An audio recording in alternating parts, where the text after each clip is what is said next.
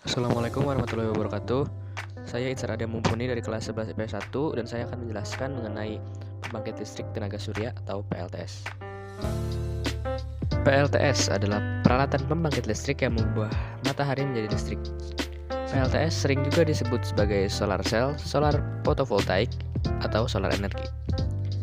Pembangkit listrik pada dasarnya adalah persatuan daya atau alat yang menyediakan daya dan dapat dirancang untuk menyediakan daya listrik dari yang kecil hingga besar, baik secara mandiri ataupun hybrid. Maksud hybrid di sini adalah kombinasi dengan sumber energi lain, contohnya dengan angin ataupun genset. PLTS ini memiliki banyak sekali manfaat. Jika dilihat dari sudut pandang lingkungan, kita tidak perlu khawatir krisis kelangkaan energi, karena PLTS ini tidak menggunakan bahan bakar fosil. Dan yang kedua, ramah lingkungan.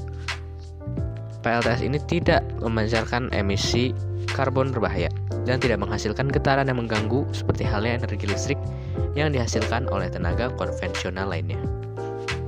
Selanjutnya, jika dilihat dari sudut pandang ekonomi, PLTS ini hanya membutuhkan biaya produksi awal dan bebas dari biaya perawatan karena kita bisa mencari sendiri informasi cara perawatan atau pembersihan sehingga dapat dilakukan secara mandiri.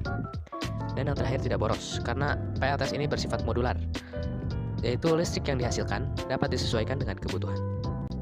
Selanjutnya dilihat dari sudut pandang daya jangkau pemenuhan kebutuhan listrik. Yang pertama, memiliki pasokan yang melimpah dari energi matahari. Yang kedua, energi ini sangat cocok digunakan di daerah tropis. Dan yang ketiga, dapat digunakan di mana saja. PLTS ini cocok untuk kawasan terpencil atau pedesaan, bahkan kawasan pelosok atau kawasan yang terisolasi dari aliran listrik.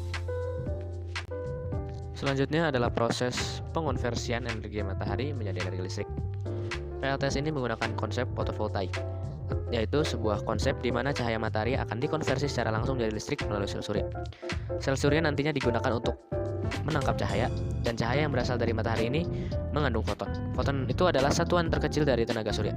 Foton ini akan menabrak sel surya dan kemudian akan mengalami proses munculnya aliran listrik. Foton itu ada ion negatif dan positif yang akan melalui inverter.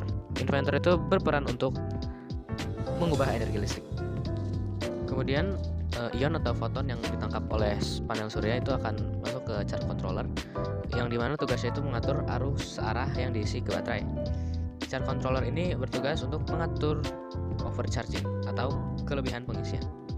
Setelah dikonversi menjadi energi listrik, bakal terdapat dua arus, yaitu arus AC alternating current dan DC, yaitu direct current. Alat-alat yang menggunakan arus AC ini contohnya adalah lampu, mesin cuci, kompor listrik, dan pendingin ruangan. Alat yang menggunakan arus di sini adalah laptop, komputer, lampu LED, dan televisi.